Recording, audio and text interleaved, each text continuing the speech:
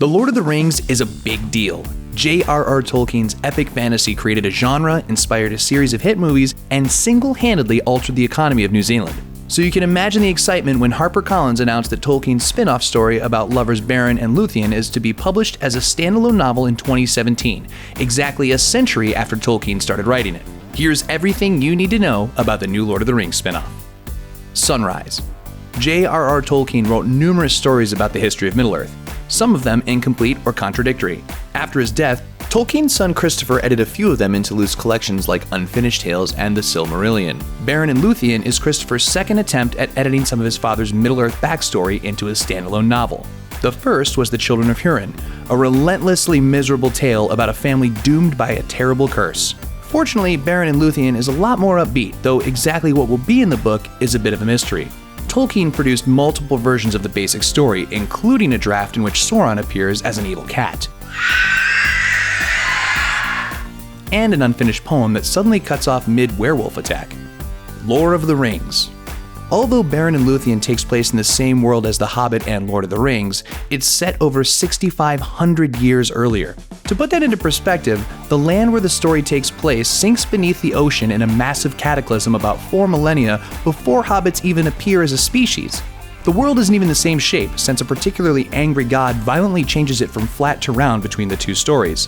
In other words, you probably shouldn't expect your favorite characters to pop in for a cameo. That said, Return of Sauron. The only character to appear in both Lord of the Rings and Beren and Luthien is Sauron, who has the excuse of being immortal. Interestingly, Sauron is essentially a second-tier villain in Beren and Luthien.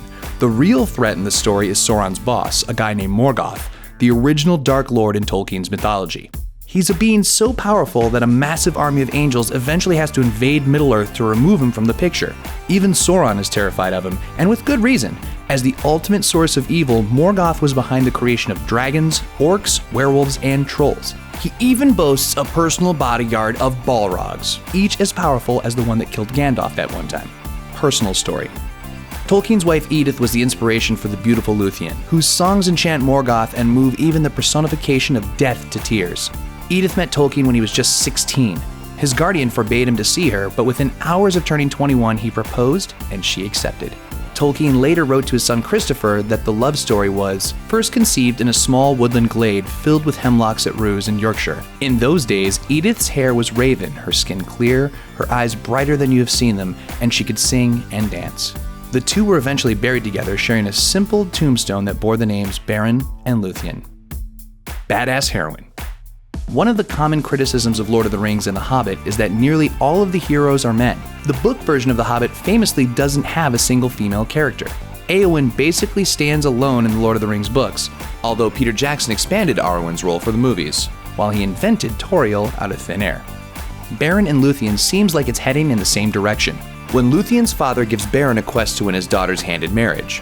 In a subversion, Beren and his all-male band of companions fail catastrophically. Luthien has to escape from her father and personally face down Sauron to rescue her warrior in distress from his dungeon. For the rest of the story, she does all the heavy lifting, successfully stealing a priceless jewel from Morgoth while Beren tags along. Effectively, Luthien takes matters into her own hands and completes the quest herself to ensure she can marry the man she loves. Eagles to the rescue. At a key point in the story, it seems certain that Beren and Luthien are about to be captured, and then 3 huge eagles swoop in out of nowhere and carry them to safety. If that sounds familiar, it's because Tolkien used the same plot device to save Bilbo and the dwarves in The Hobbit, and then he used it again to save Sam and Frodo at the end of Lord of the Rings. Thanks to Beren and Luthien, we know the Eagles have been pulling this stunt for at least 7,000 years.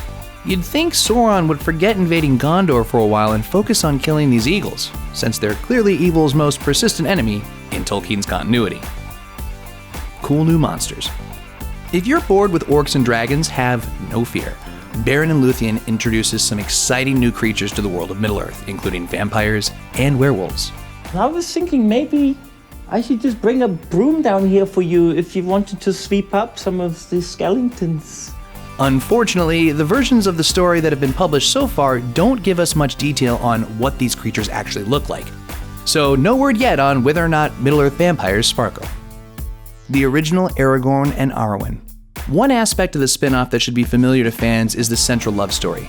Just like Aragorn and Arwen, Beren and Luthien are a mortal man and an immortal elf princess. You said you'd bind yourself to me, forsaking the immortal life. Like Arwen, Luthien suspects the relationship will cause her great sorrow, but she loves Beren and can't bring herself to abandon him. And just like Elrond, Luthien's father Thingol is deeply opposed to the relationship. In fact, Aragorn is very aware of the parallels and repeatedly compares Arwen to Luthien. Who is she? This woman you sing of. 'Tis the lay of Luthien, the elf maiden who gave her love to Beren.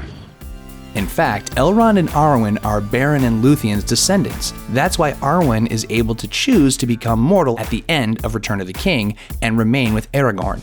Luthien's sad song moved the godlike Valar to let her become mortal so she and Beren could be together even in death. The Valar then allowed their half-elf, half-human descendants to choose whether or not to be mortal like humans or immortal like elves.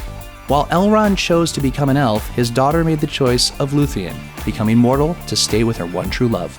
Some things are certain. If I leave him now, I will regret it forever. Kinda makes her singing Valentine's Day card seem pretty crappy by comparison, huh? I'm so excited, and I just can't hide it. I'm about to lose control, and I think I like it. Click the looper icon to subscribe to our YouTube channel. Plus, check out all this cool stuff we know you'll love too.